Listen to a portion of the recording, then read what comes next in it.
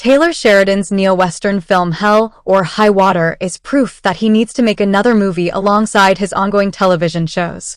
In recent years, Taylor Sheridan has mostly been known for Yellowstone and other TV shows like Landman and Tulsa King.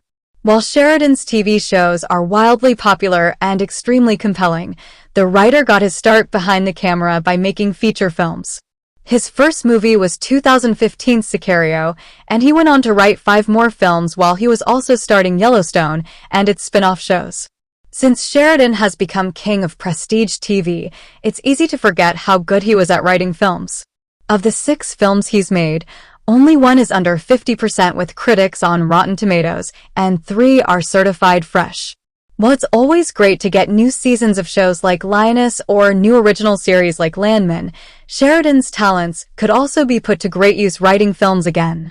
One of his movies, Hell or High Water, proves just how much the world is missing out from Sheridan's decision to focus on television over film. There's no better proof of just how good Taylor Sheridan was at writing movies than 2016's Hell or High Water, starring Chris Pine and Jeff Bridges. Hell or High Water follows brothers Tanner, Ben Foster, and Toby Howard, Pine, as they rob a series of banks while Texas Ranger Marcus Hamilton, Bridges, nips at their heels. In an expertly paced 102 minutes, audiences learn that Toby is robbing the banks to pay off the mortgage on his late mother's ranch, and that he intends to give the land and its oil rights to his children to break the cycle of poverty they've been living in. Hell or High Water is easily one of the best neo-westerns ever made, and it's because Sheridan handcrafted its story to mesh so well with the genre. Hell or High Water is filled with societal critiques about the banking system, cycles of poverty, and more that fit perfectly with how the world has moved on from the days of cowboys and outlaws. The film is also fantastic at developing its characters naturally. In just a few minutes, all of Toby and Tanner's years as siblings seem like common knowledge, and Hamilton's worries about retirement seem like second nature. Hell or High Water is such a good example of Taylor Sheridan's skills as a writer that it may be proof he's even better at writing movies than he is at writing television shows. Sheridan's shows are, of course, extremely popular for a reason. They're all well written and crafted specifically to keep viewers on the edge of their seats, and they often feature complex storylines that end up resolving beautifully. Sheridan's movies have just as much punch, but they're arguably better in one key area: pacing.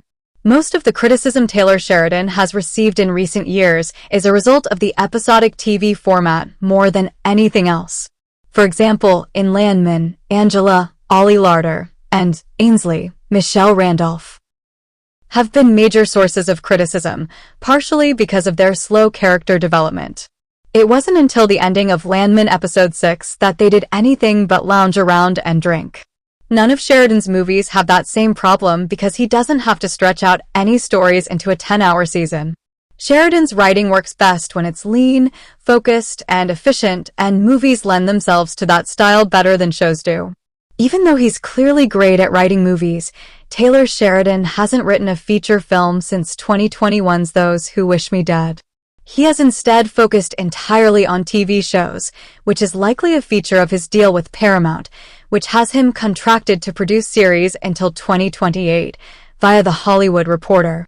Because of his Paramount deal, it doesn't seem like Sheridan will be returning to movies, at least not in full force, anytime soon.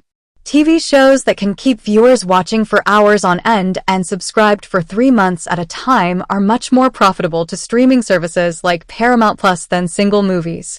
There is, however, a caveat in Sheridan's deal that would let him shop original movies to third-party buyers, and the list of Taylor Sheridan's upcoming projects reportedly would take advantage of that.